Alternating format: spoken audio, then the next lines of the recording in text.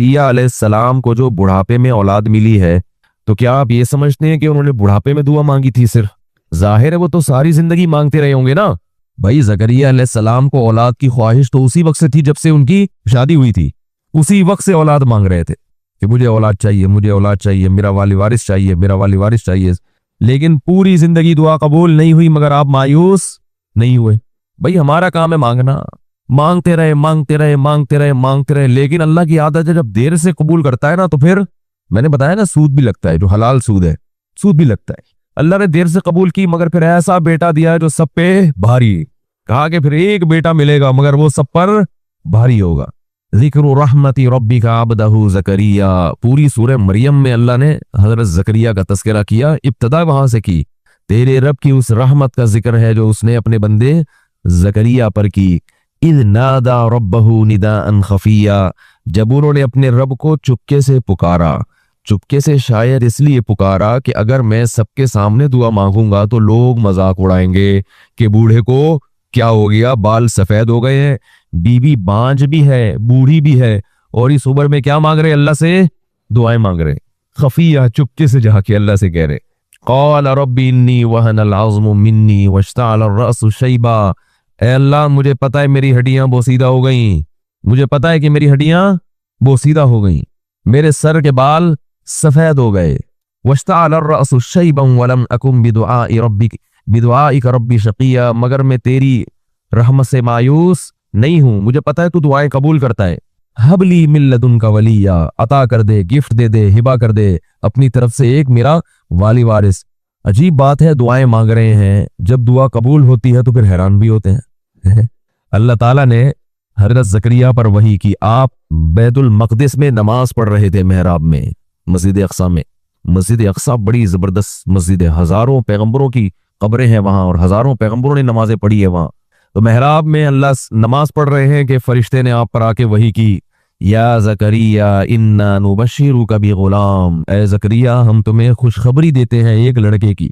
चूंकि देर से मिल रहा है तो खुशखबरी भी कैसी, इस्मुहु यहया, इसका नाम क्या होगा, यहया होगा। अल्लाह ने पहले से रख दिया कि अब जब गिफ्ट मिल रहा है तो फिर तोहफा ऐसा हो कि खुश तो हो। लम नजअल लहू मिन क़ब्लु समिया, ए ज़करिया इससे पहले इस नाम का कोई भी दुनिया में नहीं गुजरा। अब जब खुशखबरी मिल गई, क़ाल रब्बी अन्ना यकूनु ली गुलाम, अल्लाह मेरे कहां से बेटा पैदा हो जाए। वही फिर मांग क्यों रहे थे, मेरे कहां से बेटा पैदा हो जाएगा, मैं तो बुढ़ा हो गया, वो मराती आकिर, और मेरी बीवी क्या है, बांझ। जवानी में बांझ होती है तो औलाद नहीं मिलती, अब तो बूढ़ी भी हो गई, अब कैसे औलाद हो जाएगी। क़ाल कज़ालिक, फरिश्ते ने कहा अल्लाह की तरफ से ऐसा ही होगा। क़ाल रब्बुक, तेरे रब ने ऐसा ही कहा है। वक़द ख़लक़तुका मिन क़ब्लु वलम तकु शैआ, ए ज़करिया अल्लाह ने तुझे भी पैदा किया है, तू कुछ भी नहीं था, कुछ भी नहीं था, आदम से वजूद में ले आया। तो बूढ़ों को जवान करके औलाद नहीं दे सकता। हजरत ज़करिया की अल्लाह ने दुआओं के मुख्तलिफ अल्फाज जिक्र किए। ला तज़रनी फरदन, ए अल्लाह मुझे तन्हा ना छोड़, मुझे। देखो ज़करिया अलैहिस्सलाम अकेले नहीं थे, बनी इसराइल थे आपके साथ ईमान लाने वाले, मगर औलाद ना होने को तन्हाई से ताबीर किया है। ये बात समझ में नहीं आती तो गोरों को जाके देखो, सब कुछ है मगर बुढ़ापे में तन्हा जिंदगी गुजारते हैं। आपकी तन्हाई आपका अहलो अयाल, आपका खानदान दूर करेगा। दोस्त अहबाब तन्हाई और वहशत को दूर नहीं करते। तो यरिसुनी व यरिसु मिन आलि याकूब, अल्लाह फरमाते हैं कि हमने क्या किया, ज़करिया अलैहिस्सलाम को कहा कि आप तो कुछ भी नहीं थे और हमने आपको पैदा किया, तो बुढ़ापे में औलाद नहीं दे सकता। अब अल्लाह की तरफ से खुशखबरी जब आ गई ना, इतने खुश के जल्दी, कि अब जल्दी चाहिए, अल्लाह की नेमत है, जल्दी चाहिए। औलाद पाने के लिए रोजे रखना। हमारी शादी को 2 साल हो गए, हमारी औलाद नहीं है। मेरी अहलिया औलाद पाने की गरज से 1 साल से पीर और जुमेरात को रोजा रख रही है। क्या रोजे में भूखा रहने की वजह से हमल ठहरने में कोई दुश्वारी हो सकती है? सुहेल साहब इंडिया से।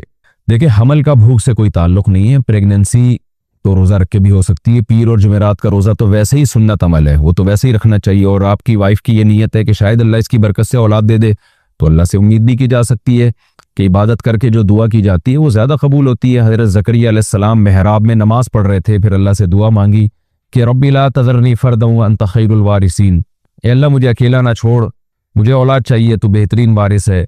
और सूरह मरियम में जो अल्लाह ने जिक्र किया इज़ नादा रब्बहु निदाअन खफिया क़ाल रब्बी इन्नी वहनल अज़्मु मिन्नी वश्तअल अर्रअसु शैबन वलम अकुन बिदुआइका रब्बी शक़िया, कि अल्लाह मेरी हड्डियाँ बोसीदा हो गई, बाल सफ़ेद हो गए, लेकिन मैं तुझसे अभी भी उम्मीदें लगा के बैठा हूँ। तो अल्लाह ने आपको बुढ़ापे में औलाद दी, तो इबादत करके दुआ मांगने में कबूलियत का इम्कान ज़्यादा होता है। बाकी ये कि हमारी दिल से दुआ है कि अल्लाह आपको नेक साले औलाद अता फरमाए। बड़ी आजमाइश है ये, हम जानते हैं। तो औलाद से तो घर में बड़ी बरकत होती है, रिस्क में भी बरकत होती है और आंखों की ठंडक बनती है औलाद। दिल से दुआ है मेरी आपके लिए, दोनों के लिए, अल्लाह आपको नेक साले औलाद अता फरमाए। अच्छा, औलाद जो आजकल नहीं हो रही, आपके वाकये से मैं इसको नहीं जोड़ रहा, एक जनरली एक बात बता रहा हूँ। औलाद ना होने की एक बड़ी वजह जो हमारे मुआशरे में ये है, देर से शादी। लड़कियों की जो उम्र है ना, वो जब थोड़ी सी उम्र ज्यादा होती है तो उनमें हमल ठहरने के चांसेस कम हो जाते हैं। तो देर से शादियों का जो हमारे मुआशरे में एक रुझान है ना, कि पढ़ लें, पहले ये कर लें, फिर ये कर लें, फिर ये कर लें, तो जब शादी होती है तो वो फिर जो है ना, हमल ठहरने के चांसेस कम हो जाते हैं। एक वजह ये है। दूसरी वजह ये है कि हमारे यहाँ बहुत दफ़ा ऐसे होता है कि जब शादी होती है तो मियाँ बीवी कहते हैं कि अभी हमें औलाद नहीं चाहिए, तो हमल ठहरने की गोलियां खाना शुरू कर देते हैं या इंजेक्शन लगवा लेते हैं। इसके बहुत खतरनाक साइड इफेक्ट होते हैं, इससे भी हमल ठहरने के चांसेस कम हो जाते हैं। बाज़ दफ़ा ये होता है कि मियाँ बीवी के एक बच्चा हो जाता है, वो इसमें इतना लंबा वक्फा कर लेते हैं दूसरे बच्चे में, वो समझते हैं कि औलाद हमारे इख्तियार में, हम जब चाहेंगे 3-4 साल के बाद दोबारा पैदा होगा। लेकिन वो 3-4 साल के वक्फे की वजह से औरत को नुकसान होता है और वो हमल फिर दोबारा ठहरता ही नहीं है। तो ऐसे कई केसेस आए हैं। तो इसलिए, और ये भी एक बात बताऊं, तो कैंसर के बहुत बड़े स्पेशलिस्ट ने बताई मुझे, यानी मैंने उनसे बराह रास्त सुनी है, कि जो देर से लड़कियों की शादियां हो रही हैं, ये ब्रेस्ट कैंसर का भी जरिया है। आजकल खवातीन में जो ब्रेस्ट कैंसर की बीमारी बहुत खतरनाक फैल चुकी है, उसकी एक वजह यह भी है कि देर से शादी। वजह उसकी है कि जो ब्रेस्ट है वो मिच्योर हो चुका होता है और उसमें फिर जो माए यानी उसमें जब दूध आता है तो उसकी जो सेल की जो टूट फूट होती है, उसकी वजह से डिस्टर्बेंस पैदा हो जाती है और वो कैंसर की तरफ ले जाती है। तो इसलिए मैं बार बार कहता हूँ, फितरत से मत लड़ो भाई, खुदा से लड़ाई मत करो, फितरत से मत लड़ो, अल्लाह से मत लड़ो, इस्लाम से मत लड़ो। जल्दी निकाह को प्रमोट करें माशरे में, ताकि औलादें भी हो वक्त पर और औरत की सेहत भी अच्छी हो, और ये जो ब्रेस्ट कैंसर की बीमारी है, किसी हद तक इससे भी हमारी जान छूट जाए। मैं ये नहीं कह रहा सिर्फ एक यही वजह है, एक बड़ी वजह ये भी है देर से निकाह। तो और फिर जो हमल रोकने की गोलियां हैं और जो इंजेक्शन है, ये सारे निज़ाम जो है ना, औरत के अंदर के निज़ाम को तबाह बर्बाद कर रहा है। लेकिन कुर्बान जाए फैमिली प्लानिंग वालों पे, वो हमें बच्चे पैदा करने के खुद साख्ता जो उनके बनाए हुए नुकसानात है ना, वो तो बताते हैं। बच्चे रोकने के जो उससे ज्यादा नुकसानात हैं वो नहीं बता रहे होते। तो ये भी एक शामत अमाल है। बहरहाल, ये मैंने आपके लिए नहीं कहा, ये मैं उमूमी बात की है, क्योंकि एक मौजू चल पड़ा था तो मैंने कहा इसमें वजाहत कर दूं। मेरी दिल से दुआ है अल्लाह ताला आपको नेक और साले औलाद अता फरमाए। बाज़ दफ़ा यानी अल्लाह की तरफ से भी नहीं हो रहा होता, जल्दी भी शादी हो जाती है, मियाँ बीवी में कोई खराबी भी नहीं होती, ना उन्होंने हमल रोकने की कोई तदबीर इख्तियार की होती है, फिर भी नहीं हो रही होती औलाद, फिर ये अल्लाह की तरफ से। तो अल्लाह से बस अच्छी उम्मीदें लगानी चाहिए और जो आजमाइश मुकद्दर है उस पर सब्र करना चाहिए। मुफ्ती से बरेलवियों के प्रोग्राम में जाकर लंगर खाना कैसा है, ये बरेलवियों से पूछो, मुझसे नहीं पूछो। फिरका वाराना सवाल मत पूछा करो, फिरकों के नाम ले लेके फिरकों की आपस में आग मत लगाया करो। तुम लोग खुद पहले मौलवियों को लड़ाते हो, कमबख्तो, फिर तमाशा देखते हो, शुर्रियां छोड़ते हो, फिर बोलते हो ये देखो देवबंदी बरेलवी के खिलाफ बोल रहा है, बरेलवी अहले हदीस के खिलाफ बोल रहा है। तो ये बोलने पर मजबूर कौन करता है? तुम लोग ही करते हो, मजे लेते हो तुम लोग, समझ रहे हो। मेरी बीवी प्रेग्नेंट थी, मैंने 3 तलाकें दे दी। मैंने डॉक्टर जाकिर नाइक का बयान सुना जिसमें उन्होंने कहा कि बगैर हलाले के दोबारा निकाह हो सकता है। इस बारे में दीन इस्लाम क्या कहता है, क्या दोबारा रुजू हो सकता है? इस्लाम साफ तौर पे कहता है कि 3 तलाकों के बाद रुजू नहीं हो सकता। डॉक्टर जाकिर नाइक साहब को बहुत बड़ा मुगालता हुआ है और ये उनके पुराने बयानात हैं। अब वो 3 तलाक पे ये बात नहीं करते। मेरी उनसे मलेशिया में बात हुई, मैंने 3 तलाक के मौजू पर भी उनसे बात की। मैंने कहा 3 तलाकों पर तो इजमा है, कुरान भी कहता है 3 तलाकें 3 होती हैं। कुरान में कोई फर्क नहीं है कि इकट्ठी दी हो या अलग अलग दी हो। 28वें पारे में अल्लाह ने सूरत तलाक में बताया कि इकट्ठी 3 तलाकें मत दिया करो, शायद अल्लाह रुजू की कोई सूरत पैदा कर दे। तो अल्लाह मना इसीलिए कर रहा है कि हो जाती हैं। अल्लाह बता रहा है कि रुजू की सूरत बाकी रखो, 3 तलाकें इकट्ठी ना दिया करो। इसका मतलब दोगे तो रुजू नहीं रहेगा ना। फिर वमन यत्तक़िल्लाह यजअल लहू मखरजा, अल्लाह ने फरमाया जो अल्लाह के बताए हुए तरीके के मुताबिक तलाक देगा, मुसीबत से निकलने का रास्ता रहेगा।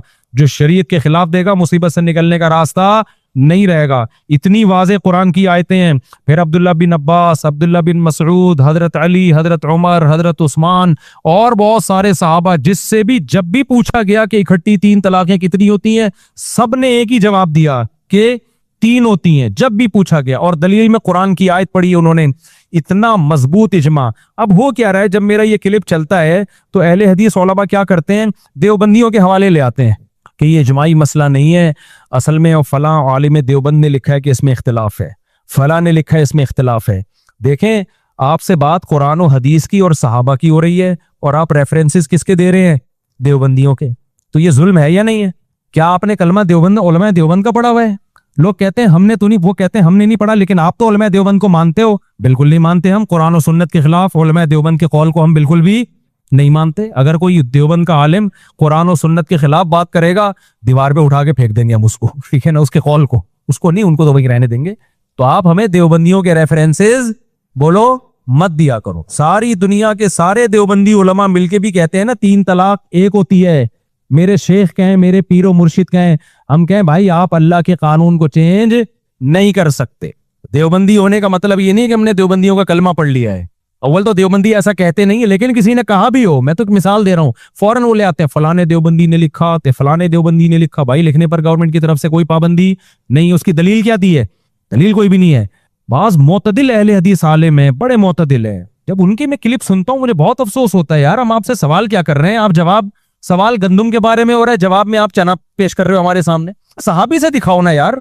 मैंने तो यहां तक दावा किया है किसी सहाबी से ज़ईफ हदीस दिखा दो जिसमें इकट्ठी 3 को एक कहा उन्होंने, ज़ईफ भी नहीं है, क्योंकि सहाबा को 3 समझ में नहीं आया।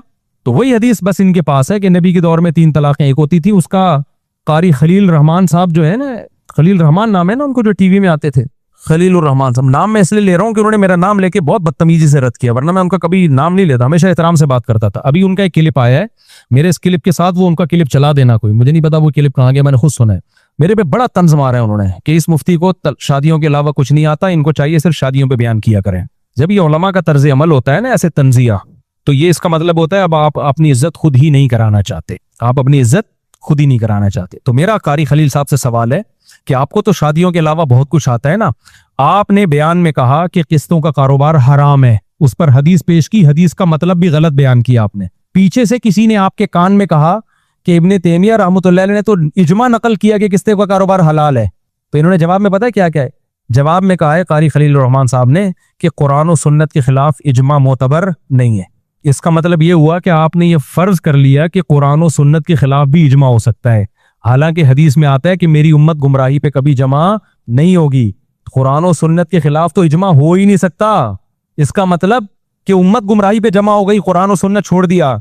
तो भाई साहब आप कुरान और सुन्नत की जो तशरीह कर रहे हो ना, इजमा ने उस तशरीह को कलअदम करार दे दिया है। इसलिए आप जो हदीस का मतलब बयान कर रहे हो, इजमा से पता चला इजमा ठीक है, आप गलत हो।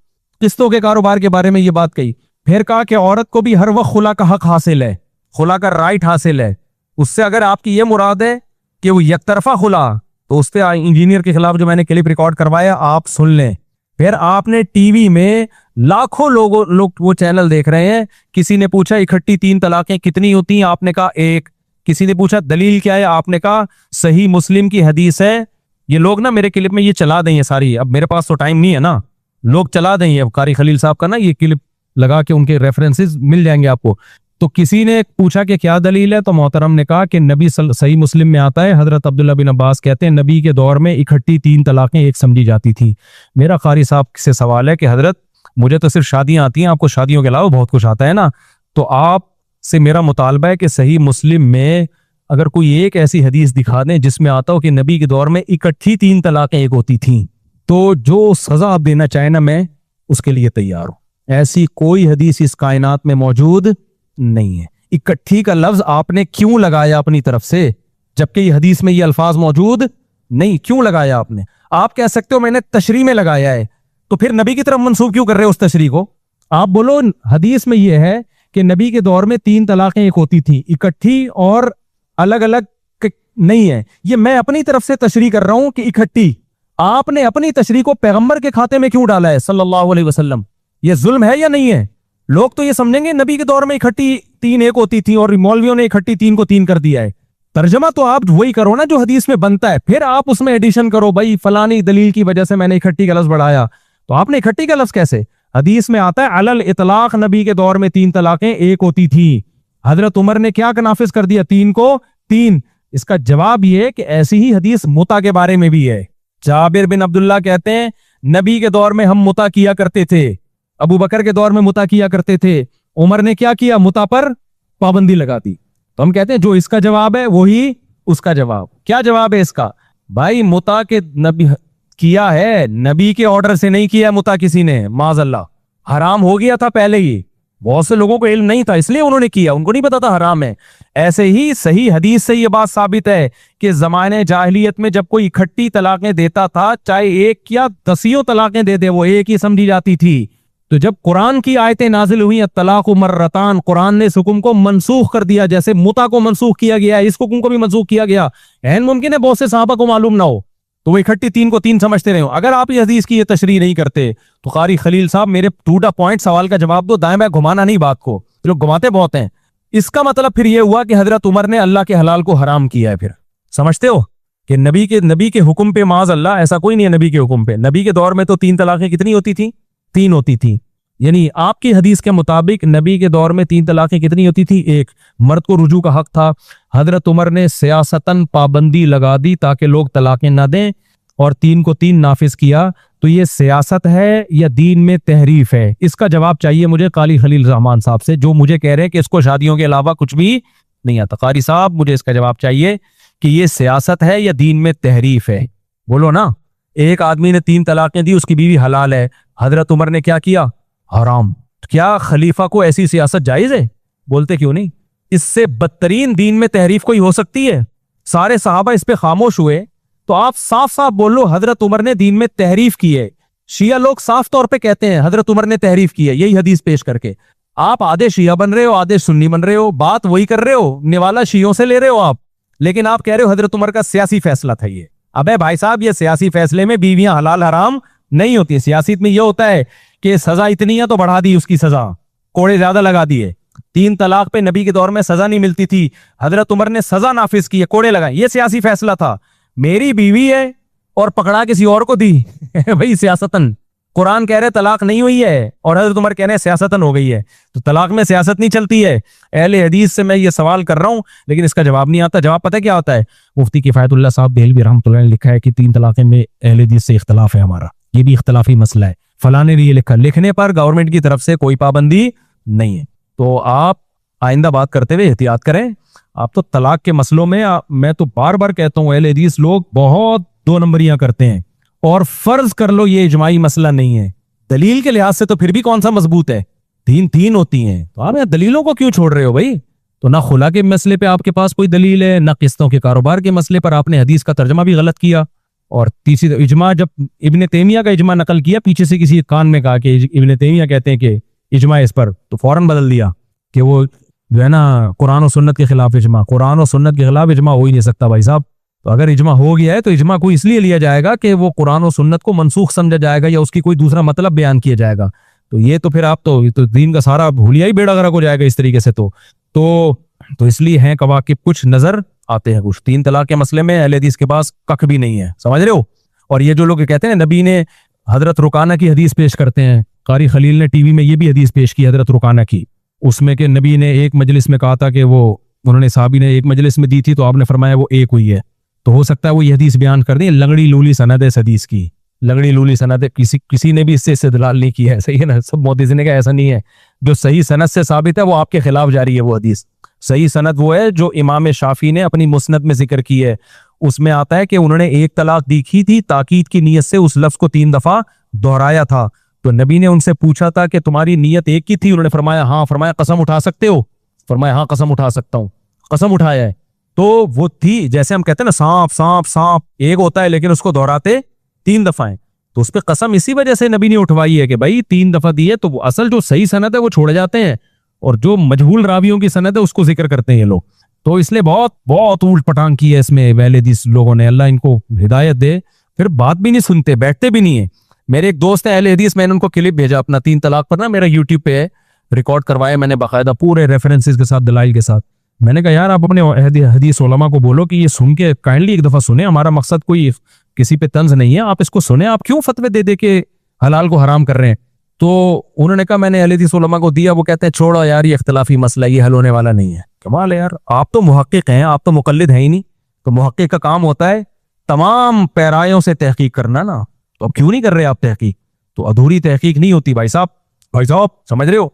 अच्छा भाई, तो टू द पॉइंट बात तीन तलाक के मसले में, कुरान में कहा लिखा है इकट्ठी तीन एक होती हैं। नंबर एक, किसी एक सहाबी से दिखा दो कि इकट्ठी तीन एक होती। अगर ये दिखाएंगे ना तो मुझसे मतलब पूछ लेना, तर्जुमे में डंडियां मारी जा रही होती हैं बाज दफा हो सकता है दिखा दे कोई, मुझसे मतलब पूछ रहे, मैं बता दूंगा ये तर्जुमा गलत हो रहा है।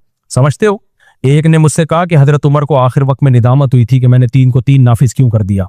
मैंने कहा कहाँ है, उसने हदीस दिखाई, मैंने कहा तर्जुमा कर इसका। भाई तर्जुमे में ऐसा कोई लफ्ज था ही नहीं, कुछ भी नहीं था ऐसा। और मैंने कहा अगर हजरत उमर को निदामत हुई होती, वसीयत कर जाते, भाई मैंने गलत कानून बना गया हूँ, उसको काइंडली फौरन क्या कर दो, चेंज कर दो। तो डॉक्टर जाकिर नाइक से मेरी मलेशिया में इस पे बात हुई, उन्होंने कहा मेरी पहले तहकीक नाकिस थी, अब मैंने मजीद तहकीक की है। तो उसके बाद उन्होंने इस मसले में खामोशी इख्तियार कर ली। तो डॉक्टर जाकिर नाइक को कोई पुरानी क्लिप चला रहा है ना कि तीन तलाकें एक होती हैं, अब वो नहीं चला सकता। अब अगर आप डॉक्टर जाकिर नाइक से पूछोगे, वो इस मसले में खामोशी इख्तियार करें। समझते हो कि नहीं समझते, वो खामोशी इख्तियार करेंगे। भाई या तो ये बोल देंगे उलमा का इख्तिलाफ है इसमें, ठीक है, इस वक्त के उलमा का, सहाबा का नहीं, सहाबा का कोई इख्तिलाफ नहीं है, सहाबा सब इसमें एक ही उस पर है कि तीन तीन होती हैं। और आप फर्ज करो नबी के दौर में तीन एक होती थी, फर्ज कर लो। तो जब हजरत उमर के ने फैसला किया, अमीरुल मोमिनीन, सबने मान लिया और नबी ने हुक्म भी दिया कि सुन्नत खुलफाए राशिदीन की सुन्नत को फॉलो करो, तो आपको 1.5 इंच की मस्जिद बनाने का क्या जरूरत है फिर। तो लेकिन हकीकत यह है कि हजरत उमर का सियासी फैसला था ही नहीं, वो शरीयत का हुक्म था जो नाफिज किया हजरत उमर ने। इसलिए मैं बार बार कहता हूं, तीन तलाकें दे दी हैं तो अहले हदीस के फतवे से बीवी हलाल नहीं होगी। एक ने मुझे कहा कि हाफिज सिद्दीक से आप इस पे मुनाजरा करो, आप नहीं कर सकते मुनाजरा। वो नहीं है सिद्दीक हसन, वो जो आया था यहाँ पर, उस बेचारे को पता नहीं है हाफिज सिद्दीक से हमारा असल मुनाजरा तीन तलाक पे तय हुआ था। मुझे पता था हाफिज सिद्दीक जहर का प्याला पी लेगा, तीन तलाक पे मेरे सामने कभी भी नहीं बैठेगा। मेरा तीन तलाक पे बयान किया, उसके नीचे किसी ने कमेंट्स किए हुए हाफिज सिद्दीक को बुला लो, आपको बता देगा वो क्या है। हाफिज सिद्दीक को 100 दफा बुला चुका हूं मैं, जो लोग थे ना उसके इर्द गिर्द, उनसे पूछो आप कि असल तो तय हुआ था तीन तलाक पे, और मुझे पता था ये भागेगा तीन तलाक पे, ये जहर का प्याला पी लेगा, कभी नहीं बैठेगा मेरे सामने। अब तो थ्रेट्स वैसे ही है ना, तीन तलाक पे जहर का प्याला पी लेगा मेरे सामने, और अब भी है, बुला लो आप, मैं तैयार हूं बैठने के लिए। लेकिन उसने क्या किया, उसने 2 नंबरी की। हाफिज सिद्दीक ने, हाफिज सिद्दीक ही नाम है ना, कुछ और किसी और को ना रगड़े लगा दूं। वो जो मेरे सामने पिलर पे आके बैठा था, वास्तव में नाम ही बंदे का गलत ले रहा होता हूं मैं, सिद्दीक ही है ना। अबे जो अहले हदीस की नहीं, वो हाफिज सिद्दीक वो जो सिद्दीक रिजा, हाँ। तो अब भी तैयार हूं, अब बुला लो। हुआ ये था कि मैंने इनको बहुत कहा, ये फतवा दे रहे थे तीन एक होती है। मैंने कहा यार ये मत, लोगों को हलाल हराम में फर्क अल्लाह ने रखा है, वो नहीं, तुम्हारी तहकीक नहीं है इस पे। उन्होंने कहा नहीं। जब मैंने चैलेंज किया तो उन्होंने कहा नहीं, इस पे नहीं बात करूंगा मैं। भाई क्यों बात नहीं करोगे, अगर आप तो मुहक्किक हो ना, आपके बकौल तहकीक पूरी की भी है ना आपने, तभी तो फतवा दे रहे हो आप किसी की तकलीद के तो कायल ही नहीं हो। उन्होंने कहा नहीं, तकलीद पर बात होगी। फिर मैंने बुलाया कि चलो पहले तकलीद पर, फिर हम तीन तलाक पे करेंगे। फिर मैंने बुलाया कि चलो तकलीद पे आप ऐसा करो, आके हमारे साथ शर्तें तय करो, मुनाजरा बाद में करेंगे, हम पहले शराइत तय हो जाएं। तो इन मोहतरम ने शराइत के बजाय ना कैमरा लगा के उसी वक्त बहस शुरू कर दी। इसी वजह से मैंने झेलम जाने में इतनी एहतियातें की थी कि पहले शराइत तय हो, क्योंकि मैं एक दफा भुगता हुआ था कि ये शराइत वराइत के बगैर ही बहस शुरू कर देंगे और कैमरे लगा के कैश कराने की कोशिश करेंगे। ये शरारत में देख चुका था, ये छोटी गलती ने मुझे बड़ी गलती से बचाया है। तब मैं, अल्लाह ने अच्छा हुआ मुझसे गलती करा दी। फिर मैं जब झेलम गया तो फिर मैंने कहा बेटा ये जो शर्तें होंगी ऑन द कैमरे में होंगी, सब देखेंगे क्या क्या बात तय हो रही है, बंद कमरे में नहीं होगा ये सब कुछ। तो ये इसी वजह से ये भुगता हुआ था मैं। तो हाफिज सिद्दीक के बारे में जिसने कमेंट किया ना, मुफ्ती साहब उस पर तीन तलाक में बात नहीं करेंगे, हाफिज सिद्दीक से पूछो कि मुफ्ती साहब ने आपसे तीन तलाक पर मुनाजरा करना है। कंफर्म है कि उस रात हाफिज सिद्दीक को नींद नहीं आएगी, कंफर्म है। कहेगा भाई कुछ और बात कर ले, ये टॉपिक मेरे सामने ना छेड़। बाकी हाफिज सिद्दीक साहब से हमारा जाती कोई इख्तिलाफ नहीं है। मकसद मेरा अहले हदीस हजरात से ये है कि आप तकलीद नहीं करते, आपका दावा है तो तहकीक तो पूरी करो ना मेरे भाई। फिर ये तहकीक नहीं होती कि इधर से एक हदीस ले ली, एक हदीस लेने को तहकीक थोड़ी कहते हैं। प्रॉपर वे में आप उसका मुताला करो, साहबा के अखवाल पढ़ो, उनकी सनदों की बहस में जाओ। कम से कम 6-7 महीने साल लगेगा एक मसले की तहकीक में, तो बहुत जाके तब हम तो कहते हैं ये काम मुज्तहिदीन ने कर लिया, उनको फॉलो कर लो, बस कोई और काम करो। लेकिन आपको शौक है ये करने का तो फिर प्रॉपर वे में करो। झेलम वाली सरकार की तरह मत करो कि अब्दुल्ला बिन अब्बास ने 2 नमाजें इकट्ठी पढ़ी हैं, तो हम कब मना कर रहे हैं कि इकट्ठी नहीं पढ़ी है। भाई इकट्ठी पढ़ी कैसे है, हम कह रहे हैं जोहर को असर के वक्त में और असर को मुकद्दम करके, यानी असर के करीब पढ़ा है जोहर को। उनके शागिर्द ही यही कह रहे हैं, आप कह रहे हो जोहर को असर में कजा करके पढ़ा है। तो ये नहीं है भाई साहब, ये आपका अपना बनाया हुआ इज्तिहाद है, और ये हनफियों ने नहीं कहा, ये सारी उम्मत यही कह रही है जो मैं कह रहा हूँ। जी जी हाँ, हजरत उमर तो जरा सी कुरान की आयत सुन के पीछे हट जाते थे। हजरत उमर ने मेहर मुतय्यन कर दिया था, इससे ज्यादा मेहर नहीं होगा। एक औरत ने कहा आपको भाई कौन होते हैं, कुरान ने कहा जितना भी मेहर हो, फौरन रुजू कर लिया। मेहर का मसला हल्का था, बीवी के हलाल हराम होने का मसला बहुत खतरनाक है। वो हजरत उमर ने कैसे चेंज कर दिया, और सारे सहाबा खामोश हैं, औरत भी खामोश है कि मेरे शौहर ने गुस्से में 3 तलाकें दे दी। तो ए उमर, औरतें कह सकती थी ना, आप कौन होते हैं मुझे अपने शौहर पे हराम करने वाले, मेरे बच्चे रुल रहे हैं, आपने कैसे उसको हराम कर दिया। कोई औरत भी नहीं बोल रही, कोई साहबी भी नहीं बोल रहे। तो इसका सीधा सीधा मतलब या तो माज़अल्लाह उमर रजी अल्लाह तआला खयानत कर रहे थे, साहबा ने खयानत की जैसे कि शिया लोग कहते हैं, या आप गलत मतलब बयान कर रहे हो हदीस का। दोनों में से एक बात है। और शिया हज़रात से मैं कहूंगा कि अगर आप हजरत उमर पे इल्जाम लगाते हो ना, 3 तलाक का कानून हजरत उमर ने बनाया, उन्होंने खयानत की, सैयदना अली से सही सनद से साबित है उन्होंने भी 3 तलाकों को 3 करार दिया है। तो अगर हजरत उमर माज़अल्लाह तहरीफ की थी तो फिर सैयदना अली भी उस जुमरे में आते हैं। हम तो कहते हैं ना उमर ने तहरीफ की ना सैयदना अली ने। आज लोग तहरीफें कर रहे हैं। अच्छा मेरे भाई मुफ्ती साहब जो दिन भर नमाज पढ़े गुनाहों से बची और रात में जाकर शैतान के बहकावे में आके, अब गुनाह लिखा नहीं करोगे, ये करे, यूं बोल दिया करो शैतान के बहकावे में आके गुनाह करे, पूरा लिखा हुआ होता है ये करे, मुंह से वाज़ा निकल जाता है ये अल्फाज। तो लोग कहेंगे अच्छा ये भी होता है रात के टाइम पे। बहुत से लोगों को कहेंगे ये तुम्हें पता ही नहीं था। तो इसके लिए क्या हुक्म है, तोबा है भाई, और क्या है। ये नहीं कि नमाज रोजे छोड़ दे, तोबा करे, तोबा। ये जो आज तौर पे नौजवानों में आजकल आमतौर पे गुनाह है ना, हैंड प्रैक्टिस का गुनाह, तोबा करो फिर हो जाए, फिर तोबा करो, फिर हो जाए, फिर तोबा करो। और छोड़ने के लिए क्या करो, अपने लिए सजा मुतय्यन करो। अपने ऊपर कसम ना खाओ कि अगर मुझसे ये हुआ तो मुझ पर लाजिम है। ये नजर मन्नतें और कसमें बहुत मसला बन जाती हैं। पक्का आजम करो जब मुझसे ये गुनाह होगा मैं इतने पैसे सदका करूंगा या मैं इतने रोजे रखूंगा। ये बहुत अहम बात है, इसको सुने। इससे फायदा क्या होगा। अच्छा शैतान पता है क्या करता है, आपसे ये गुनाह हुआ, आपने अगले दिन रोजा रखा सजा के तौर पे, या कोई सदका कर दिया। जो बहुत ज्यादा धत्ती होते हैं उनको तो हम रोजा रखने से मना करते हैं, कि वो रोजे में भी ये कर रहे होते हैं। फिर बजी फिल्में हैं भाई मार्केट में चल रही हैं, वो रोजे में फिर रोजा भी नहीं रख रहे होते, रोजे में ये काम तो और ज्यादा गुनाह है, रोजा भी गया तुम्हारा। उनको हम कहते हैं सदका करो पैसे। तो जब वो पैसे सदका करते हैं तो फिर उनसे गुनाह होता है। तो शैतान पता है क्या करता है, सदका करने से कोई फायदा नहीं हुआ, ना ना ना ना, ये तुम्हारी भूल है, फायदा हुआ है, एकदम नहीं होगा। फिर अगर हो गया है सदका करो, फिर हो गया है सदका करो, तौबा भी करो, सदका भी करो, होगा पता है क्या, कुछ दिनों में ये गुनाह अगर दिन में 6 दफा हो रहा था तो 3 दफा हो जाएगा, 3 दफा हो रहा था तो 2 दफा हो जाएगा, 2 दफा हो रहा था तो 1 दफा हो जाएगा। और बड़ी बात यह है कि बिलफर्ज गुनाह नहीं भी छूट रहा तो जिस पलड़े में गुनाह आके रखे जा रहे हैं, नेकी का पलड़ा भी तो भारी हो रहा है ना उसी हिसाब से। नहीं आ रही मेरा ख्याल है बात। फर्ज करो गुनाह नहीं भी छूटा, नहीं भी छूटा, तो जहां तराजू के पलड़े में गुनाह आ रहे हैं तो अल्लाह जालिम थोड़ी है कि गुनाहों को तोले नेकियों का ना तोले। वो सदके की नेकी को भी तो दूसरे पल्ले में लाके रखेगा। और ये मैं गारंटी से कहता हूं, जो शख्स अपने लिए सजा मुतय्यन करेगा और उस सजा की पाबंदी करेगा, ड्रामे नहीं करेगा कि यार चूंकि इस सजा देने के बाद भी गुनाह छूट तो रहा नहीं है, क्या फायदा ऐसी सजा का, तो नहीं दो सजा अपने आप को, ना ना ना ना, गुनाह 100 दफा हो 100 दफा सजा दो। तो मैं गारंटी से कह रहा हूं इंशाल्लाह ये गुनाह उससे देर से छूटेगा लेकिन छूट जाएगा। तो चंद बातें बताऊं। पहली बात, गुनाह छूटेगा उससे इंशाल्लाह, नहीं छूटा कम हो जाएगा। तो ये भी कम फायदा है क्या भाई, एक बड़ा चोर है एक छोटा चोर है तो दोनों में फर्क है ना। चप्पल चोरी करते हुए पकड़ा जाए तो क्या क्या करोगे उसके साथ, ये थोड़ी कि जेलों में डाल दोगे उसको और वही वो एफ आई वो कौन है यार, नैब वाले आ जाएंगे, ऐसा थोड़ी होगा। और एक है करोड़ों रुपए की चोरी करना, बतौर मिसाल, जो अभी क्या मिसाल दूं सबको बताइए। तो इससे पहला फायदा क्या होगा, कफारा देने से, जुर्माना देने से गुनाह एक ना एक दिन इंशाअल्लाह छूटेगा। नंबर 2, नहीं भी छूटा कम हो जाएगा, ये भी बहुत बड़ा फायदा है। नहीं भी कम हुआ तो जितनी दफा गुनाह हो रहा है उतनी तराजू में नेकियां आ रही हैं, ये फायदा होगा। चौथा फायदा क्या होगा, मजीद आगे नहीं जाओगे, ब्रेक लग जाएगी वहीं तक। वरना जो ये काम करते हैं ना वो यहां तक रुकते नहीं है, हर गुनाह में ताकत है, अपने से बड़े गुनाह की तरफ खींचता है। जो लोग चर्स पीते हैं थोड़े दिनों में छुट्टे भी वही लगाते हैं हीरोइन के, डायरेक्ट हीरोइन पे नहीं आ जाता इंसान। तो ये जो हैंड प्रैक्टिस करने वाले लोग हैं, आहिस्ता आहिस्ता ज़िना की तरफ भी कौन जाता है, यही लोग बढ़ते हैं, यही ज़िना की तरफ जाते हैं, लड़कियों से दोस्तियां। तो ये ब्रेक लग जाएगी इस सजा की वजह से, वहीं स्टॉप हो जाएगा, इससे आगे नहीं जाएगा।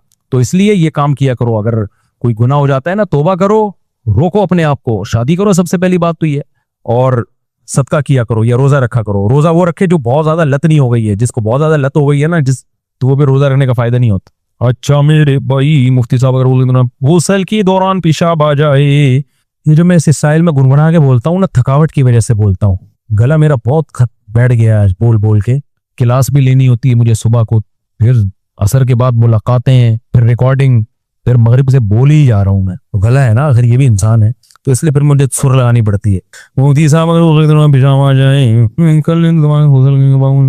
अगर गुस्ल के दौरान पेशाब आ गया तो पेशाब कर लें, पूरा गुस्ल दोबारा नहीं करना पड़ेगा, जहां से गुस्ल रह गया वहीं से कंप्लीट कर लें। सही है। डॉक्टर इसरार ने कहा था कि डॉक्टर जाकिर नाइक को कि पाकिस्तान में दीनी इदारे आपको बहुत बोलेंगे लेकिन दीन नजर नहीं आएगा, इस पर जवाब दीजिए। डॉक्टर इसरार ने कहा था, तो इसका जवाब डॉक्टर इसरार साहब से ही पूछ लेना क़यामत के दिन, इसका मतलब क्या था। जो बातें डॉक्टर इसरार की है मैं अपने खाते में क्यों डालूं भाई। मोइन अख्तर की बार बार मिसाल दे चुका हूं। अनवर मकसूद ने मोइन अख्तर से पूछा आपके मामू क्या करते हैं, उसने कहा मामू की बातें मामू से पूछें आप। ठीक है। मुफ्ती साहब हम जहां भी जॉब करें वहां खवातीन लाजमी होती हैं, उनके साथ खाना पीना भी होता है, क्योंकि साथ काम करते हैं और उन्हीं से बाहर किसी इवेंट में भी जाना होता है, वहां पर म्यूजिक होता है, उसकी तस्वीरें म्यूजिक भी होता है। भाई साहब आपको कारोबार की जरूरत से जहां भी जाना पड़े तो आप चले जाएं, वो म्यूजिक होगा तो आपको गुनाह नहीं मिलेगा।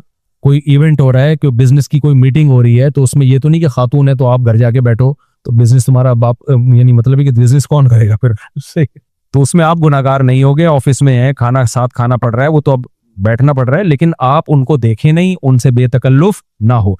ऐसे मौकों पे कुरान पता है क्या कहता है, वल्लाहु यालमुल मुफसिदा मिनल मुस्लिह। ये ऐसे ही मौकों के लिए आयत नाजिल हुई है कि अल्लाह फसादी को और इस्लाह वाले को जानते हैं, अल्लाह दिलों के हालात को जानते हैं, कौन जरूरत की वजह से आंटी को सलाम कर रहा है और कौन फ्री होने के लिए कर रहा है। मुफ्ती साहब को भी बेवकूफ बनाया जा सकता है, अपनी बेगम को भी बेवकूफ बनाया जा सकता है, अल्लाह ताला दिलों के राजों को जानता है। यह आयत नाजिल हुई है यतीमों के बारे में। साहबा कहने लगे, साहबा परेशान थे कि हम यतीमों का माल जो हम एक ही बर्तन में खाते हैं, ऐसा ना हम दो निवाले ज्यादा खा लें तो यतीम का माल जाया ना हो जाए हमें, क्योंकि बहुत सख्त है ना। तो अल्लाह ने फरमाया कि अपने साथ बिठा के खा लो इतदाल के साथ। तो नीयत तुम्हारी ये नहीं हो कि मैं उसका माल खा लूं, नीयत ये हो कि भाई अलग अलग हिसाब रखना मुश्किल है, बाकी दिलों के हाल कौन जानता है, अल्लाह। वल्लाहु यालमुल मुफसिदा मिनल मुस्लिह। तो हर मौके के लिए ये आयत है कि आप खवातीन से जरूरत की वजह से मिल रहे हैं, बिजनेस मीटिंग हो रही है, कहीं साथ बैठ के खाना, अकेले में खाना खाना जायज नहीं है, खूब समझ लो। अगर किसी खातून से आपको पर्सनल मीटिंग करनी है बिजनेस की अकेले में, तो बंद कमरे में नहीं बैठ सकते, ये सरी हराम है, तो उसमें अपनी बेगम को बिठा लो, समझ रहे हो, अकेले में नहीं बैठ सकते आप उस, ये तो जायज ही नहीं है इस्लाम में। बुढ़ी औरत तो एक अलग बात है, जवान औरत के साथ तनाई इख्तियार करना जायज नहीं है। तो ये बदगुमानी का मौका, क्योंकि बाज मजहबी लोग होते हैं जो दीनदार नहीं होते, मजहब का लेबल लगाया होता है, अलग अलग बंद कमरों में खवातीन से मिल रहे होते हैं। मैं बार बार कहता हूँ, हमारे पास खवातीन आती है मसला पूछने के लिए, वो कहती हैं अकेले में मसला पूछना है, मैं ऑफिस का दरवाजा खोल देता हूँ। अब अगर वो इसरार, उनकी कोई मसला होता है ना, वो नहीं चाहती बाहर आवाज है, मैंने कहा ये दरवाजा नहीं बंद हो सकता, ये शरी हुदूद है, फिर ठीक है ना, दरवाजा खुला रहेगा, आपको जो मसला पूछना है पूछें। तो वो कहती है कोई बाहर आवाज ना जाए, मैं लड़कों से कहता हूँ भाई थोड़ा दूर जाके बैठ जाओ, आवाज ना आए, इनकी पर्सनल मसला है। तो ऐसा नहीं हो सकता कि एक कमरा बंद हो और दरवाजे बंद हो, मुफ्ती साहब बैठे हुए खातून से पर्सनल मीटिंग हो रही है, ठीक है ना, मुफ्ती साहब की नीयत खराब ना औरत की नीयत खराब, लेकिन इस्लाम का हुक्म है, नबी सल्लल्लाहु अलैहि वसल्लम का हुक्म है, आप औरत के साथ तन्हाई इख्तियार नहीं कर सकते। क्यों बदगुमानी का मौका क्यों दे रहे हो भाई, आप क्यों ये साबित कर रहे हो कि मैं बहुत नेक हूं और मुझसे बदगुमान मत हो। भाई आप भी आदमी पहले हो मुफ्ती साहब, अगर मैं आदमी ना होता तो 4 शादियां करता, मैं खाली मुफ्ती साहब होता। मैंने शादियां जो 4 की हैं मुफ्ती साहब होने की वजह से नहीं की हैं, आदमी होने की वजह से। अगर मैं आदमी ना होता या पूरा आदमी ना होता, थोड़ा सा शीपना आ रहा होता मेरे अंदर, क्योंकि ऐसे मैंने देखे हैं बाहर मुल्कों में आदमी ही होते हैं, थोड़े थोड़े शीपना आ रहा होता है उनके अंदर, वो नहीं कर सकते 2 शादियां कि एक ही भी उनको बोझ लगती है। तो अल्लाह का शुक्र है मैं मुकम्मल ही हूं, शीपने का मेरे करीब से भी गुजर अल्हम्दुलिल्लाह, अल्लाह की नेमत है, मेरे अंदर से गुजर शीपने का नहीं हुआ।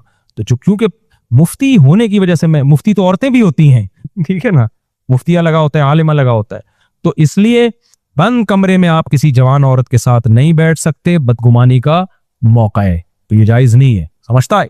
तो हाँ, आप मीटिंग अप कर लें आप खवातीन के साथ, लेकिन दिल में को अल्लाह या। और देखो, जब भी आपका औरतों के साथ इख्तिलात हो ना, माहिरीन ये कहते हैं, तजर्बेकार ये कहते हैं, शुरू में चंद दिन रिजर्व रह लें आप, तो आदत हो जाती है। फिर शुरू में चंद दिन क्या करें, अपने ऊपर कंट्रोल, आप बेतकल्लुफ होकर गपशप ना लगाएं, थोड़ा रिजर्व रहें, उसके बाद फिर यूज टू हो जाते हैं। शुरू में अगर ठरकी बन गए, फिर क़यामत तक आपकी ठरक कभी भी खत्म नहीं होगी। और जो ठरकी होता है बहुत बेड़ा गर्क होता है, बुढ़ापे में ये ठरक छूटती नहीं है, फिर बढ़ती है ये ठरक। मैंने बताया था ना हमारे उस्ताद का वाकया, वो कहते थे मैं एक इलाके में इमामत करता था, वहां बूढ़े मैं देखता था ऐसे ठरकी बूढ़े थे, ऐसे बैठे रहते थे, तो कोई खातून गुजरती ना गली के उधर से तो यूं देखने शुरू करते, कांप भी रहे होते थे ना, गर्दन भी हिल रही होती थी उनकी बुढ़ापे से, और जबान बाहर आई हुई होती थी, अब मैं क्या नकल उतारूं, ऐसे करके ना यूं जब तक रोड से गुजरनी जाती थी देखते ही रहते थे।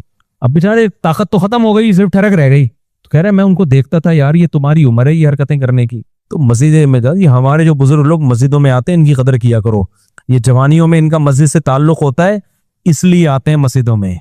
जवानी में ठरकी बन गए, बुढ़ापा बहुत खतरनाक है। हमारे हजरत फरमाया करते थे, जो ठरकी आदमी जब बूढ़ा होता है ना, उसमें शहवत खत्म नहीं होती, ताकत खत्म हो जाती है, शहवत खत्म नहीं होती, सिस्कियां ले लेके मरता है वो, काश काश, ठीक है ना, तो वो देखता रहता है इसी तरह। इसलिए अल्लाह बचाए भाई। जो दीन की मुफ्ती साहब, मैंने तजुर्बा किया है कि जो शख्स दीन की इल्म की तहकीक करने लग जाता है मसाइल की, वो इल्म से पहले हनफी होता है, लेकिन जानने के बाद रफुल यदैन करता है, फिर हनफी छोड़ता है। अक्सर मैंने ऐसा ही देखा है, ये बात बिल्कुल गलत है। मैं ऐसे अहले हदीसों को जानता हूँ जो तहकीकी तो हनफी बन गए। अभी ये खड़ा हुआ था यहाँ, वो बैठे हुए, वो देखो भाई ये बैठे हुए, ये आप अहले हदीस है ना, हाँ ये भी अहले हदीस से हनफी हो गए। इमाम तहावी बहुत बड़े मुहद्दिस थे, वो पहले रफुल यदैन किया करते थे, पूरी तहकीक के बाद उन्होंने फ़िक़ह हनफी को इख्तियार किया और फ़िक़ह हनफी पर मुदल्लल हदीस की पूरी किताब लिख दी। मेरा मकसद अहले हदीस पे तंज करना नहीं है, बहुत से हनफी भी अहले हदीस हुए हैं, लेकिन ये जो प्रोपेगेंडा दुनिया में किया जाता है ना, कि जिन्होंने तहकीक नहीं की होती वो हनफी नहीं होते हैं, जब तहकीक करते हैं तो हनफियत को छोड़ देते हैं, ऐसा बिल्कुल भी नहीं है। कुछ छोड़ते हैं, कुछ इधर भी कन्वर्ट होते हैं, बहुत सारे। बात होती है तहकीक होती अधूरी है। और एक बड़ा मसला ये है कि हनफी उलमा मीडिया पे है नहीं, मैं अकेला ही हूं और चंद एक और हैं बस। हमारे उलमा तो बहुत पीछे हैं भाई इन चीजों में। अब मुफ्ती तकी उस्मानी साहब जैसे उलमा जो बहुत बड़े बड़े अल्लामे हैं, और भी बहुत बड़े बड़े अल्लामे, जिन मुफ्ती हुसैन खलील खिल साहब जामित रशीद के बहुत ज़ी इस्तिदाद आलिम हैं, ये लोग मीडिया पे ही नहीं है। तो जब मीडिया पे ज़ी इस्तिदाद उलमा होंगे ही नहीं, तो फिर कहाँ से काम आगे चलेगा? तो सारे काम ही 2-4 आदमियों के जिम्मे आ गए हैं, तो 2-4 आदमी सारे काम थोड़ी कर सकते हैं। वरना रफुल यदैन में दोनों तरफ मजबूत दलाइल है, मैं इसमें गुलूव नहीं करता, किसी को ये नहीं कहता कि रफुल यदैन करने के दलाइल कमजोर है ना, दोनों तरफ दलाइल हैं। तो लेकिन अहनाफ के दलाइल कमजोर नहीं है, बहुत मजबूत है इसमें। अगर अहनाफ ये कहते ना कि नबी ने रफुल यदैन किया ही नहीं है, फिर हमारा दावा कमजोर होता। अहनाफ ये मानते हैं कि किया है, हम कहते हैं और भी तो बहुत सारे काम किए हैं, आखिर तक आप सल्लल्लाहु अलैहि वसल्लम ने रफुल यदैन किया, इस पर कोई दलील नहीं है, बल्कि इसके खिलाफ दलाइल कायम है। तो उस पर मैं कई बार बयान कर चुका हूं, कभी मौका मिला दोबारा कर दूंगा। बहरहाल दोनों तरफ दलाइल हैं। डॉक्टर जाकिर नाइक की बात को लो, बहुत अहम बात है। वो कहते हैं ये हमें अहले हदीस से ये इख्तिलाफ नहीं है कि आप रफुल यदैन क्यों करते हैं, तो इमाम शाफी भी करते थे, हजरत अब्दुल्ला बिन उमर भी करते थे, भाई हम उनको कैसे गलत कह सकते हैं? अब्दुल्ला बिन मसूद नहीं करते थे, अब्दुल्ला बिन उमर करते थे। हमने अब्दुल्ला बिन मसूद को फॉलो किया, बाकियों ने अब्दुल्ला बिन उमर को फॉलो किया। तो डॉक्टर जाकिर नाइक ने बहुत अच्छी बात की है कि ये मत बोलो कि मैं ही ठीक हूं, ये बोलो कि मैं भी ठीक हूं। इख्तिलाफी मसाइल में ये बोलो कि मैं भी ठीक हूं। तो अब बहुत से अहले हदीस इस पे बिदक गए डॉक्टर साहब से। जो मोतदिल अहले हदीस हैं वो तो कह रहे हैं बेल्डन डॉक्टर साहब ने फिरकावारियत खत्म करने के लिए बेहतरीन बात की है, लेकिन जो मुतशद्दिद अहले हदीस हैं वो बिदक गए, वो कह रहे हैं नहीं भाई मैं ही ठीक है ना। तो डॉक्टर साहब जान बचा के निकल गए, इज्जत के साथ शुक्र अदा करो, पाकिस्तानियों के हत्थे चढ़ गए थे, वो बहुत बड़ा गरक करना था हम लोगों ने उनका। और जो डॉक्टर जाकिर नाइक की मेहनत है ना, हम यही कह रहे हैं फिरकावारियत खत्म करने की असल तरीका ये है, ये नहीं है कि मैं ही ठीक हूं बस, ज़र्फ पैदा करो इससे फिरकावारियत खत्म होगी। हाँ कुछ मसाइल ऐसे हैं उसमें इख्तलाफ की गुंजाइश नहीं है। अकीदा तौहीद में थोड़ी हम इतना ज़र्फ बड़ा रख सकते हैं कि ये भी ठीक है तो वो कब्र परस्ती भी ठीक है तो बगैर कब्र के भी ठीक है ना, ऐसा नहीं होता भाई, कब्र परस्ती ठीक नहीं है तो फरोई इख्तलाफी मसाइल में ये भी ठीक है वो भी ठीक है। शुगर इज्जत के साथ चले गए डॉक्टर साहब, वरना हर फिरके ने जो उनको घसीटा है ना अपनी तरफ, वो कहते थे भाई साहब यही रह गया, तो फिर भाई साहब क्या कर रहे हो भाई साहब, जी मेरे भाई। अगर कोई दबाव में आके या किसी के प्रेशर में आके कोई ऐसी सिचुएशन में कोई किसी को वरगला रहा है कि आप तलाक दो और किसी ने इसी तरह प्रेशर में आके 3 दफा बोल दिया तो उससे तलाक हो जाती है? हो जाती है। लोग कहते हैं क्यों, इस बेचारे का क्या कसूर है? भाई दीन हमारा नहीं है, दीन बनाने वाला कौन है? अल्लाह। हदीस में दिखा दो कि जो प्रेशर में तलाक दे, नहीं होती। ये लोग हदीस पेश करते हैं ला तलाका वला इताका फी इगलाक, कि इगलाक में तलाक नहीं होती। फिर इगलाक का खुद ही मतलब ये बयान करते हैं प्रेशर। इगलाक का मतलब प्रेशर नहीं है, इगलाक का मतलब जब इंसान का दिमागी काम करना छोड़ दे। जैसे सोता हुआ आदमी है, पागल आदमी है, डिप्रेशन का मरीज, उसको पता ही नहीं मैं क्या कर रहा हूं। तो डिप्रेशन का मरीज अगर डिप्रेशन में तलाक देगा, उसको पता ही नहीं कि मैं क्या कर रहा हूं। वो देने के बाद उसको पता भी नहीं होता। जब नॉर्मल होता है वो कहता है मैंने तो कुछ बोला ही नहीं है। साबित हो जाए दलाइल से कि डिप्रेशन में था, फिर तलाक नहीं होती। लेकिन अगर दबाव में आके दी है, फिर तो होशो हवास में दे रहा है वो। अब आप कह सकते हो उसका क्या कसूर है? भाई, दो मुसीबतों में से बड़ी मुसीबत को इसने इख्तियार किया है। एक मुसीबत थी जान जाएगी, दूसरी मुसीबत थी बीवी जाएगी। तो इसने इगलाक में तलाक नहीं दी है। बावलेपन में होता तो दे नहीं देता, मार जान चली जाती। इसने पूरे होशो हवास में, भाई या तो बीवी रख लो या जान रख लो। तो दावे तो किया करता था तुम पे जान कुर्बान है, लेकिन जब कुर्बान करने का मौका आया तो अब बीवी कुर्बान कर दी। तो हम कहते हैं इसने बावलेपन में नहीं दिया भाई होश, इससे ज्यादा जहानत का काम इसने किया नहीं है। हाँ, ये अलग बात है कि इसका कसूर क्या है बेचारे का, बीवी का क्या कसूर है। तो भाई तलाक के अल्फाज में शरीयत ने कसूर है या नहीं है, इस पे हुक्म का मदार नहीं रखा। जुल्म दुनिया में होता है ना, जब आप किसी को फायर मारते हैं, मरता वो है, भाई उसका क्या कसूर है? फायर इसने मारा है, भाई फायर मारा है तो उस पर हुक्म मुरतब होगा। तो तलाक जब जबान से दी, हदीस में आता है जिद्दुहुन्ना जिद्दुन वाज़लुहुन्ना जिद्दुन। तलाक में मजाक भी हकीकत और हकीकत भी हकीकत। क्या मतलब? तलाक में आपकी नीयत पर हुक्म का मदार नहीं है, जबान पे रखा है तलाक को, तो इसलिए दे दिए तो खत्म। तो अब उसमें यह जरूर है कि जुल्म हुआ है। जुल्म का फिर ये कि उसको जिसने दिलवाई है उसको सजा मिलेगी, पनिशमेंट होगी। और फिर कुछ हीले भी हैं। किसी को अगर ये खतरा हो ना मुझसे कोई जबरदस्ती तलाक दिलवाएगा, तो उलमा उसको हीले भी बताते हैं, कुछ तदबीरें बताते हैं कि इस तरह से तलाक दो तो फिर नहीं होगी। अब वो हीले अनाउंस नहीं किए जाते कि लोग उसको ड्रामे ना बना लेना, फिर जहां जरूरत ना भी वो उस हीले को इस्तेमाल करें। तो दबाव में अगर कोई ये समझता है कि तलाक कोई मुझसे दिलवा रहा है, तो कुछ उसकी तदबीरें हैं कि वो उस तरह से तलाक दे। मिसाल के तौर पर वो एक की नीयत कर ले, समझ रहे हो? वो कह के मैं एक दफा दे रहा हूं, ए अल्लाह तू गवाह रहना दिल में, लेकिन उसी एक लफ्ज को मैं सुनाने के लिए 3 दफा दोहराऊंगा। समझ रहे हो? पक्की ढक्की नीयत करे पहले, ऐसा ना हो कि 3 दे दे, बाद में कहे चलो मैं एक की नीयत कर रहा हूं, फिर नीयत मोतबर नहीं है। वैसे तो 3 तलाक एक ही नीयत से अगर कोई देता है तो बाद में उसका दावा कबूल नहीं होगा गवाहों के बगैर। नबी ने कबूल इसलिए किया कि वो दौर नेकी का था, अब थोड़ी उधर कोई भी देता रहेगा। तो नॉर्मली ये दावा कबूल नहीं है, लेकिन ऐसे मौके पे जहां मजबूरी हो तो वहां ये तदबीर इख्तियार की जा सकती है, समझते हो? लेकिन बहरहाल दबाव में, हाँ, तहरीरी तलाक अगर दबाव में दी है, बहुत ज्यादा दबाव था, फिर तलाक वाकई नहीं होती। वजह उसकी है कि शरीयत ने जबान पे हुक्म का मदार रखा है। तहरीर जबान की अक्कास होती है, तो जब आप दबाव में हो तो तहरीर जबान की तर्जुमानी नहीं कर रही होती। इसलिए उलमा कहते हैं कि दबाव में रिटन तलाक नहीं होती, लेकिन वो दबाव हो। हमारे पास केस आते हैं कि मैंने दबाव में दिए, क्या दबाव था? कह रहे हैं एक्चुअली बहुत टेंशन में था, तहरीरी तलाक दी। अबे क्या टेंशन थी तुझे? कह रहे हैं यार बहुत। अबे तो मुंह से फूटना क्या मसला था? कह रहे मैं चाहता ही नहीं था कि इसको तलाक दूं, तो इसलिए मैंने लिख के दे दी। तो ये कोई दबाव थोड़ी है, जब चाहता नहीं था तो दे क्यों दी? कह रहे मेरे अब्बा डांट रहे थे मुझे बहुत ज्यादा, अब्बा ने कहा था बहू, मैं दबाव में आ गया। सही है ना? दबाव ये होता है गन पॉइंट पे दिलवा दी, या खुदा ना खास्ता डर है तलाक नहीं दी, अब्बा को हार्ट अटैक हो रहा है या बीवी को हार्ट अटैक हो जाएगा या मैं खुद मर जाऊंगा, कुछ जान मान का कोई मसला हो तो फिर दबाव होता है। ये भू कर दिया, इसको दबाव। ऐसे होते हैं। मैं पूछ रहा होता हूँ भाई दबाव तो बताओ ना। वो कह रहे मेरे सर पे खड़े हुए थे। तो भाई सर पे ही खड़े होते हैं, पाँव पे कोई भी खड़ा नहीं होता। पाँव पे खड़ा होता है तेरी चीखें निकल जाती। सर पे खड़ा होना दबाव थोड़ी है। इतना हो कि आपको लगे कि यार वाकई आप नहीं देना चाह रहे थे, तो फिर तहरीरी नहीं होती, जमानी हर सूरत में हो जाती है, समझते हो? और दबाव में तलाक का और भी हीला है, लेकिन ऐसे करने से फिर लोग गलत भी इस्तेमाल करने का खतरा होता है। इसलिए कोई किसी को खतरा हो तो वो आगे पता कर ले। इरशाद। अस्सलाम वालेकुम। वालेकुम सलाम। मेरा दोस्त है, एक टेक्सटाइल कंपनी में होता है वो, माशाल्लाह। तो उसको किसी ने बोला है कि आपकी आमदनी हराम है, एक्सपोर्ट मार्केटिंग में होता है, क्योंकि उसने मसले बताए उसके जो ना, उसको बेसिकली यूके के ऑर्डर्स है वो। अच्छा, मैं एक इनकी बात मुकम्मल कर लूं, मुझे एक और है। एक साहब ने क्लिप बनाया जेलम वाली सरकार ने, उसने कहा कि दबाव में तो कुफर नहीं होता, तलाक कहां से हो जाएगी? कुरान में अल्लाह ने कहा है ना कि इल्ला मन उकरिहा वक़ल्बुहु मुतमइन्नुम बिल ईमान। किसी ने जबान से कलमा कुफर कहा और उस पर दबाव था कि उसको जान से मार दिया जाएगा, तो अल्लाह कहते हैं उसका कलमा कुफर माफ है, वो काफिर नहीं होगा। मसला भी यही है। तो वो फिर उसने सवाल उठाए, बताओ कुफर बड़ा मसला है, तलाक बड़ा मसला है, या कुफर काफिर होना बड़ा मसला है? तो जब दबाव में काफिर नहीं होता तो तलाक तो हल्की चीज है, वो कैसे हो जाएगी? एक तरफ तो ये कहते हैं हम कयास व्यास को मानते नहीं, ऊपर से कयास जब करते हैं तो इतना गलत करते हैं कि अंडे को मछली पर क़यास कर रहे हो आप। भाई कुफर का ताल्लुक दिल से है, जबान दिल की अक्कासी करती है। जब एक आदमी पे जान का खतरा है और वो जबान से कलमा कुफर कह रहा है, तभी कुरान में कहा वक़ल्बुहु मुतमइन्नुम बिल ईमान, दिल में ईमान ही होना चाहिए। दिल से कहे अल्लाह मैं काफिर नहीं हो रहा, सिर्फ ऊपर से हो रहा हूं। तो इसलिए ईमान का ताल्लुक किससे है? दिल से। जबान उस दिल की अक्कासी कर रही होती है। जब दबाव में होगा तो जबान अक्कासी कर ही नहीं रही है। लेकिन तलाक का ताल्लुक दिल से नहीं है, किससे है? जबान से। दिल में आपकी नीयत हो, अल्लाह मैं नियत करता हूं तलाक नहीं हो, और आपने बेगम से कहा तुम्हें तलाक तलाक तलाक, फिर भी हो जाएगी। समझ रहे हो?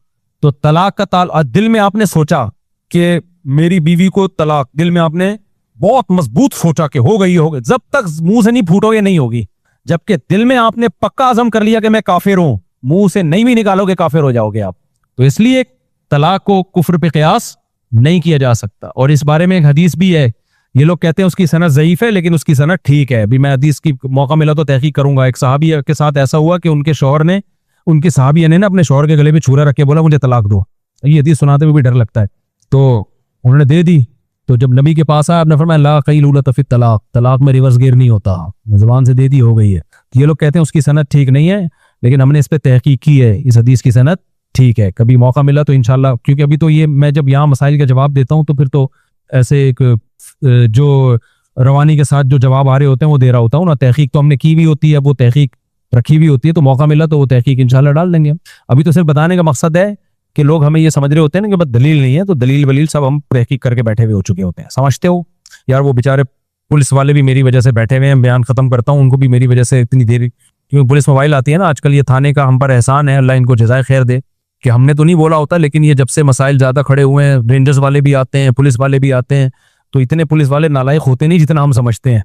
कुछ ना कुछ सिक्योरिटी अपनी जिम्मेदारी पे देते हैं। जब मैं पहले दिन आया ना यहाँ बयान करने के लिए कनाडा से, तो पुलिस वालों ने इतनी मोबाइलें दी और बोला कि आप जब तक घर नहीं चले जाओगे हम यहीं खड़े हुए हैं, इतनी सिक्योरिटी दी। तो मैंने कहा भाई क्यों कह रहे हैं? भाई हमारी गवर्नमेंट की जिम्मेदारी है ये, किसी पे भी इसका किसी फिरके या मसलक से ताल्लुक नहीं है, कोई भी होगा। तो वो बेचारे मेरी वजह से अब जुम्मे में भी बैठे हुए होते हैं, इतवार के बयान में भी बैठे हुए होते हैं, तो इसलिए फिर मुझे उनकी वजह से थोड़ा ख्याल करना। अच्छा मेरे भाई, क्या मुफ्ती रशीद में साहब का हुआ? क्या आपने कुछ सवाल पूछ रहे थे मेरे भाई? टेक्सटाइल मिल का सवाल। मेरा दोस्त जो है ना वो टेक्सटाइल में काम करता है, एक्सपोर्ट मार्केटिंग में। पुलिस के बारे में उसूल याद रखो, पुलिस को इज्जत दोगे ना तो डबल इज्जत मिलेगी, ये मैंने मुशाहिदा किया। और थोड़ा सा फंडरगिरी दिखाई ना, फिर वो जो पजामा उतारते हैं ना आदमी का, तो जो बाद में करना है वो पहले ही कर लो। क्या ख्याल है सर? आप बड़े हैं।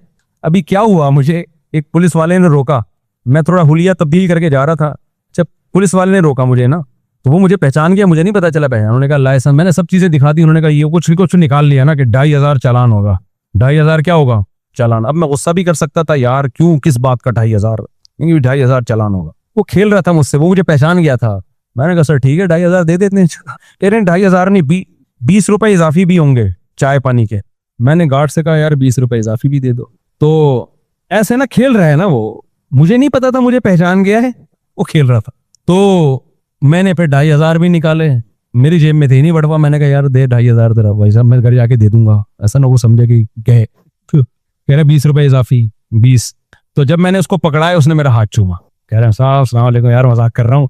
और थे वो अहले हदीस, कह रहे अहले हदीस हूँ लेकिन आप हमें भी लताड़ते रहते हो, लेकिन बहरहाल जनरली आपके बयान में शौक से सुनता हूँ। उसने मुझे खुद बताया, कह रहे मैं हूँ अहले हदीस, लताड़ते रहते हो हमें भी, लेकिन बहरहाल आपके हाथ चूमा। बोले यार मैं मजाक कर रहा हूँ आपके साथ। अगले दिन फिर उसी मकाम पे रोक लिया, दूसरे पुलिस वाले खड़े हुए थे। मैंने कहा यार अब यही रह गया क्या, अब ये भी मजाक करेंगे या क्या करेंगे? तो उन्होंने भी दरवाजा खोला, कह रहे हैं सेल्फी लेनी है आपके साथ। 2-4 सेल्फियां ली, सब ले रहे हैं सेल्फियां। मैंने कहा यार ये क्या हो रहा है मेरे साथ, व्हाट्स गोइंग ऑन? मैंने पुलिस में एक चीज देखी है, रेंजर्स में इज्जत दोगे ना तो ये डबल से भी ज्यादा इज्जत देता, और अगर बेइज्जती की कोशिश की ना फिर पुलिस से बुरा मेरे भाई फंटर नहीं बनो। हमारे एक दोस्त बने थे फंटर, अपना वाकया खुद सुनाया, कहते हैं मैंने पुलिस वालों को, मुझे रोका, कागज वागज नहीं था, तो अबे सीधा सीधा चलान कटा दे जब तेरे पास लाइसेंस नहीं है। तो कह रहे मैंने कहा मेरा फला आदमी पुलिस में है, मेरा चाचा माचा। उसने कहा मिला फोन, कह रहे मैं फोन मिला रहा हूँ, वो कमबख्त उठा ही नहीं रहा। और कह रहे मैंने तड़ियां उस पुलिस वाले को इतनी लगा दी थी ना अपने चाचे की बेस पे, मैं ये कर दूंगा, तूने मुझे क्यों रोका? वो कह रहे भाई रोका है तो चालान भर। कह रहा नहीं भरूंगा, मेरा चाचा डीएसपी है, पता नहीं एसएसपी है या क्या है, बड़े बड़े रेफरेंस। मैं भी फोन मिलाता हूँ। बहुत बदमाशी, वो फोन भी मुझसे छीन रहा था। कह रहे मैंने फोन मिलाया, चाचा फोन ही नहीं उठा रहा। कह रहे, मैं कह रहा उठा ले भाई, कह रहे पुलिस वाले। फिर आगे की हज़फ कर रहा हूँ मैं वाकया, क्योंकि वो महल्ले के आदमी है, बेइज्जती उनकी होगी, इसलिए मैं आगे क्या कर रहा हूँ। आप कहते हैं आप नाम तो नहीं बता रहे ना, मैं नहीं बता रहा, लेकिन उनके ये वाकया लोगों को पता है। अच्छा भाई, आप अपने शेख मुफ्ती रशीद साहब का वाकया सुना, उन्होंने कहा कि मैं अपने बेटे से अच्छी गाड़ी लूंगा, मालूम चलेगा कि बाप हूँ। फिर कुवैत के शहजादे से गाड़ी खरीदी। सवाल ये कि क्या अल्लाह वालों की नजर और सोच यही होती है। इसीलिए इंजीनियर जो हमारे बुजुर्गों के बारे में कहता है वो अक्सर सही कहता है। भाई साहब, एक होता है दूसरे को नीचा दिखाने के लिए, तकब्बुर की वजह से बड़ी गाड़ी लेना, एक होता है एहसास कमतरी से बचने के लिए, ताकि लोग हमें गरीब ना समझें। हदीस में आता है अल्लाह ने जब पैसा दिया है, सही बुखारी की हदीस है या मुस्लिम की, बार सही हदीस है कि अल्लाह ये चाहते हैं कि जब अल्लाह ने तुम्हें दौलत दी है तो तुम्हारे लिबास और पोशाक से वो दौलत नजर आए। तो अगर अल्लाह ने किसी आलिम को पैसा दिया है तो फिर उसके लिए अच्छी गाड़ी रखना ही सुन्नत है, उसके लिए दौलतमंद बनना ही, यानी लिबास से नजर आना चाहिए। दुनिया की मोहब्बत अलग चीज है, दुनिया रखना अलग चीज है। हाँ, चंदों के पैसों से ना लियो। तभी जब मैंने रीवो की गाड़ी खरीदी तो मैंने लोगों को बताया भाई चंदों के पैसों से नहीं है, ये किस्तों पे बैंक से लिए मैंने, और अभी किस्तें पूरी अभी आगे पूरी हुई है 3 साल में जाके। तो एक साहब का फोन आया, कह रहा है यार हैरत की बात है, हालांकि मैं चंदे से भी ले सकता था, मौलवियों के बाद बहुत तरीके होते हैं चंदे के, मैं ऐसा बनाता एक्चुअली मैं दीन की खिदमत करनी होती। और लोगों ने मुझे मशवरा दिया, मेरे पास पैसे नहीं थे भाई, मैं किस्तों पे 3-4 साल की किस्तें पे मैंने वो जमा करा के गाड़ी ली है। मेरी जरूरत थी, गार्ड थे उसमें, गार्ड को बिठाना तो किसी ने मुझे कहा कि आप चंदा कर लें। वजह उसकी है कि आप तो दीन के काम के लिए जाते हैं ना, गार्ड वार्ड ये सब बैठने होता है। मैंने कहा भाई सारे सिर्फ दीन का काम थोड़ी होगा, मेरे अपने जाती काम भी तो होंगे, रिश्ता लेने, उस वक्त मेरी शादी भी नहीं हुई थी, रिश्ता लेने भी जाऊंगा, लोगों को पता चलेगा चंदे की गाड़ी में बैठ के रिश्ता लेने जा रहा है, तो इतनी क्या 2 टके की इज्जत रहेगी मेरी। तो मैंने कहा अगर खाली दीन ही का काम करना होता फिर इस पे गौर किया जा सकता था, लेकिन हमने तो अपने जाती काम भी करने, घूमने फिरने भी जाएंगे, दीन के काम भी होंगे, तो इसलिए हम चंदे बंदे नहीं लेंगे। तो अच्छा मेरे भाई, बहुत हो गया मेरे भाई, बस करो यार, जुम्मे को दे देना। आखिरी सवाल इसका बेचारे का टेक्सटाइल को लेके बैठा हुआ है काफी देर से ही है। आखिरी सवाल, मेरा दोस्त टेक्सटाइल में मुझे लग रहा है आप रो पड़ते थोड़ी देर है, शक्ल सूरत हो गई है आपकी रोने वाली। तो वो एक्सपोर्ट मार्केटिंग में होता है ना, तो उसको किसी ने बोला कि आपकी आमदनी जो है ना हराम है। क्यों टेक्सटाइल वाले की आमदन हराम है, ये किसी ने बोला? एक्सपोर्ट मार्केटिंग डिपार्टमेंट में खसूसी एक्सपो मार्केटिंग के डिपार्टमेंट में आप जॉब हराम है टेक्सटाइल में, ये किसी ने बोला? हाँ, किसी ने बोला जी। तो उसने जब बताया कि क्यों हराम, तो उसने चीजें बताई कि जो उनके पास ऑर्डर आता है, वो कपड़ा बेसिकली बेचते हैं ना, बेडशीट वगैरह, तो उनके ऑर्डर आता है तो जो क्वालिटी के मेयार है ना उसको वो पूरा नहीं देते। उसने जो बताने वाला था उसने उसको बताया उस तरीके से ना, तो उसने बताया कि जो क्वालिटी होती है उसमें डंडी मारी जाती है उसी क्वालिटी के अंदर, उससे होती है सेठ का ही बेसिकली होता है। सेठ कहता है कि मेरे कुछ उससे पैसे बच जाएंगे। इसी तरीके से और मामलात भी हैं, मिसाल ये कि कपड़ा जो है ना वो बहुत ज्यादा कड़क होता है, मतलब बहुत हार्श होता है। खुलासा ये निकला कि जो बताया जा रहा है 100% उस तरह नहीं है, 99% है या 98% है, 100% उससे भी थोड़ा कम। तो मार्केटिंग में झूठ बोलना जायज नहीं है, समझते हो? जितनी है उतना बता के अगर वो उस मार्केटिंग करते हैं तो फिर तो उनकी जॉब हलाल है। अगर उतना नहीं बता रहे तो फिर पूरी आमदन हराम नहीं है, इसलिए कि 99% तो दे रहे हैं ना। देखो, आमदन के हलाल और हराम होना एक अलग चीज है, जायज नाजायज होना अलग चीज है। तो जितना धोखा हुआ है उतना हराम है, तो चूंकि 99% सच उसमें है इतना, तो इसलिए ऐसे शख्स को अपनी आमदन से कुछ हिस्सा सदका करना पड़ेगा, बाकी है ये नाजायज। समझते हो या नहीं समझते? मिसाल के तौर पर एक पतलून है, आपने लुंडे से खरीदी और जापान का कह के आपने उसको बेच दिया 100 रुपए में, तो पूरे 100 रुपए हराम नहीं होंगे, बल्कि जो उसकी ओरिजिनल कीमत थी, लुंडे की कीमत पे जो वो बिकती, तो उतनी तो जायज ली ना आपने कीमत, उससे जो इजाफा होगा वो क्या होगा? समझ में आ रही है बात? हराम। बाकी ये अमल बहरहाल हराम है, ये नहीं होगा कि अब सदका करके ये काम करता रहे, इसको छोड़ना पड़ेगा। धोखा तो दे रहा है ना, नबी ने फरमाया जो धोखा दे वो हम में से नहीं है, तो इसलिए उसको चाहिए कि झूठ ना बोले, 2 नंबरी ना करे और अपनी आमदन से कुछ पैसे सदके भी करे। वो तो कपड़ा बेच तो कपड़ा रहा है ना, वो थोड़ा समझना था इसको। बेच तो भाई बेच तो कपड़ा ही रहा है, लेकिन धोखा दे के बेच रहा है ना। जो क्वालिटी बताई जा रही है 100% वो क्वालिटी है नहीं, तो ये धोखा है, हराम है, नाजायज है, गुनाह है। और ये गोरे नहीं करते ये काम, कमबख्त ये पाकिस्तानी कर रहे होते हैं, मुसलमान कर रहे होते हैं। जितना है उतना बताओ। नबी सल्लल्लाहु अलैहि वसल्लम बाजार में गए तो गंदुम रखी हुई थी ऊपर खुश्क, आपने उस बोरी में हाथ डाला, नीचे गीली गंदुम थी। अब कोई खरीदता तो पूरी बोरी उठा के ले जाता, आपने फरमाया तो धोखा है, गीली गंदुम कोई भी नहीं खरीदता, तो फरमाया धोखा है। फरमाया मन गश्शा फलैसा मिन्ना, जो धोखा देगा वो हम में से नहीं है। अब वो चाहे थोड़ी सी गंदम नीचे गीली हो या ज्यादा गीली हो, है तो हराम, नाजायज है, धोखा तो दे दिया। ऐसे ही आप सेब की पेटी लेकर आओ सब्जी मंडी से, ऊपर 2 तहें ऐसी खूबसूरत सेब की होंगी, आदमी कहेगा ऐसा सेब मार्केट में कभी देखा ही नहीं, वो 2 ही होंगी। नीचे जाके खोलोगे ऐसे गले सड़े सेब निकल रहे होंगे। तो ये क्या है, ये तो हराम है ना, नाजायज है। जो अपने लिए पसंद नहीं करते दूसरे के लिए कैसे पसंद करते हो भाई साहब? भाई साहब